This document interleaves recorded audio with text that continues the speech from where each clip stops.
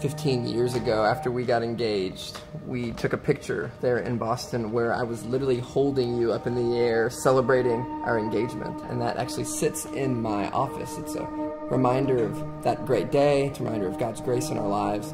We later got married, went on our honeymoon, and we were kind of white-knuckling the handles of a raft in Costa Rica. It was a great trip. We had no idea that several years later after marriage, I would develop a disability. We had our 10th anniversary trip.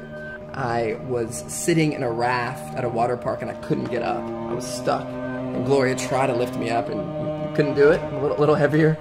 And a kind stranger finally saw your plight and came over and assisted you in lifting up my disabled body from the inner tube. He wasn't sure why you were struggling to float down a lazy river. I mean, you think I'd be able to do it.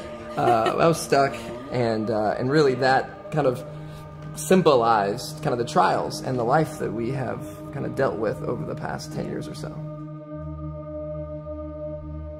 When Dave came home from seminary class and he said that his pinky finger was buzzing, I thought that was kind of funny. Whose finger buzzes? From the inside.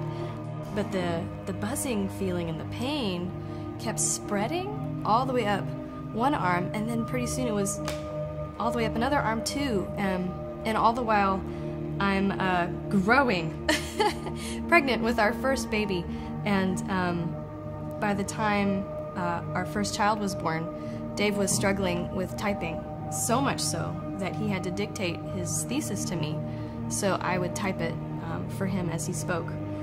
So when our first child was born, he was able to hold her for a couple months. Barely at all, right? Just for the very beginning. On your lap, just like this. But then she got bigger than about 8 pounds, and then all of it was me.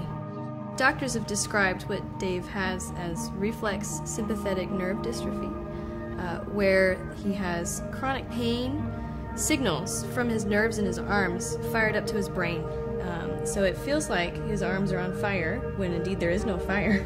It results in great atrophy in his arms and weakness in his hands and fingers. So I mean, I can't shake hands, can't write. Brushing your teeth pretty hard, that's hard to do. So we just have to be aware of where's Dave, what kind of things will he need. You have to anticipate. We always have to anticipate what Dave's going to need to do. I didn't envision that when I pictured myself becoming a mother or our ministry when we started. I didn't picture this as a major component in our ministry. Well, then my health just got worse and worse, and so I had a number of 4 major surgeries, had about 12 procedures on my spine. We tried everything.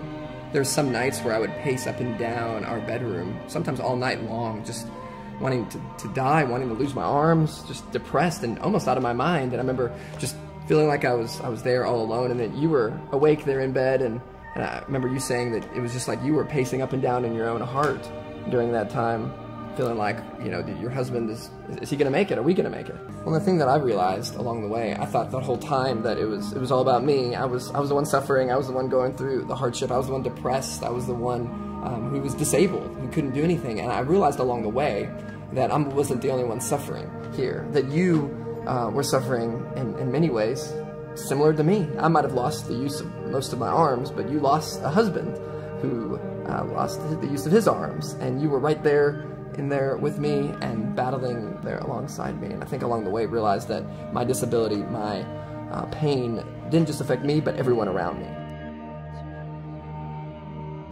While God has delivered me from depression, I'm still disabled.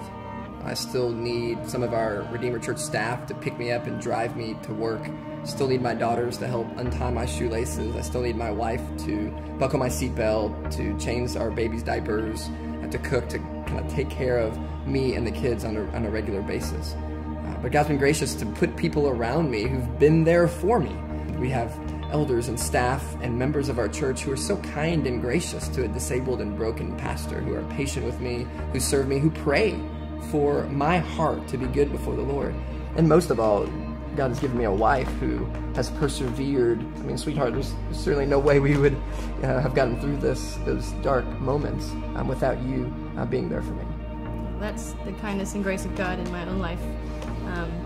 I don't really have any reserves in me to pull that off by myself, so that's all Christ's strength working through me, and my own weakness, my own lack of patience, my own lack of empathy, my own lack of experience and knowledge in how to care for people. So I'm, praise God, for the grace that you receive through others.